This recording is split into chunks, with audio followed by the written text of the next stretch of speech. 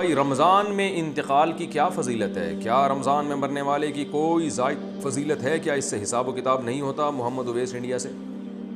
بعض روایتوں میں آتا ہے جو جمعے کی رات کو انتقال کرے گا اس سے عذاب قبر نہیں ہوتا، بعض میں آتا ہے جو رمضان میں انتقال کرے گا اس سے عذاب قبر نہیں ہوتا، پھر بعض میں آتا ہے کہ قیامت تک کے لیے ہٹا لیا جاتا ہے، بعض سے پتہ چلتا ہے صرف رمضان میں ہٹایا جاتا ہے۔ لیکن اس بارے میں جتنی روایتیں سب ضعیف ہیں اور بہت زیادہ ضعیف ہیں، تھوڑی بہت ضعیف بھی نہیں ہے۔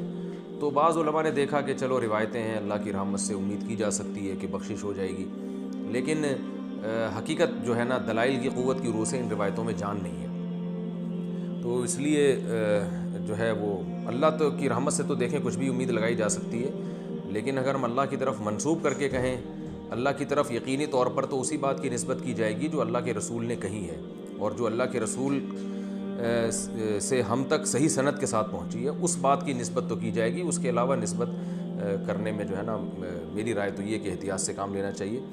البتہ یہ ضرور ہے کہ جو بھی مقدس جگہیں ہوں، مقدس مقامات ہوں، تو ان مقدس جگہیں اور ان مقدس مقامات میں موت کی ویسے ہی ایک فضیلت ہے۔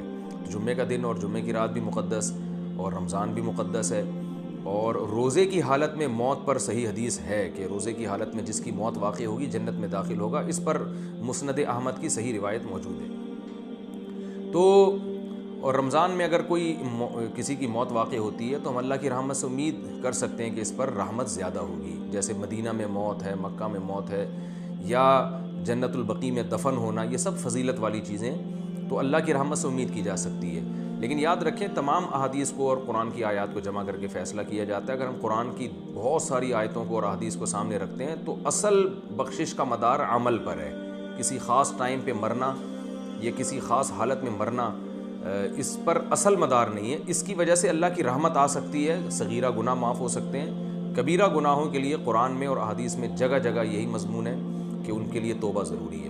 یہ اس لیے کہہ رہا ہوں کہ بعض دفعہ لوگ کوئی بہت بڑا کھلے عام گنہگار ہوتا ہے، کھلے عام بدماشی کر رہا ہوتا ہے، ظلم کر رہا ہوتا ہے، رمضان میں مر جاتا ہے تو ہم اس کو جنت میں پہنچا دیتے ہیں۔ اس سے کیا ہوتا ہے؟ لوگوں میں بدعملی پیدا ہوتی ہے، اور قرآن کی ان آیتوں کا انکار لازم آتا ہے جس میں اللہ نے فرمایا کہ وَذَرُوا ظَاهِرَ الْإِثْمِ وَبَاطِنَهُ، ظاہری گناہ بھی چھوڑو، چھپے ہوئے گناہ بھی چھوڑو۔ إِنَّ الَّذِينَ يَكْسِبُونَ الْإِثْمَ، جو لوگ گناہ کماتے ہیں، سَيُجْزَوْنَ عَنْ قَرِيب، ان کو بدلہ دیا جائے گا۔ تو اللہ نے یہ نہیں کہا جو گناہ کماتے ہیں ان کو سزا ملے گی بشرطے کہ وہ شوال میں فوت ہوں یا رمضان میں نہ ہوں، ایسا کچھ نہیں ہے۔ اصل قانون یہی ہے۔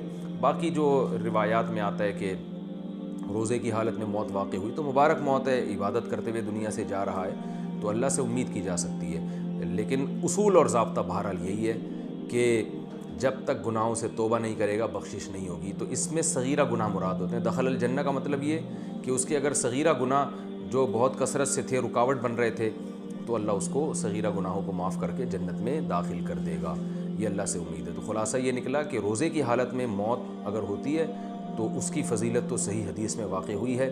خاص رمضان میں موت واقع ہونا یا جمعے کی رات کو موت واقع ہونا، اس کی فضیلت کسی صحیح حدیث میں نہیں ہے، نہ لیلۃ القدر میں موت کی فضیلت کسی صحیح حدیث میں ہے۔ لیکن یہ ویسے شریعت میں ایک بات ثابت ہے کہ فضیلت والے دن یا فضیلت والی رات میں انتقال میں اللہ کی رحمت کی امید کی جا سکتی ہے۔ البتہ بعض علماء دوسری طرف بھی گئے ہیں، تو اختلافی مسئلہ ہے، جس عالم کی رائے زیادہ سمجھ میں آتی ہے اس کو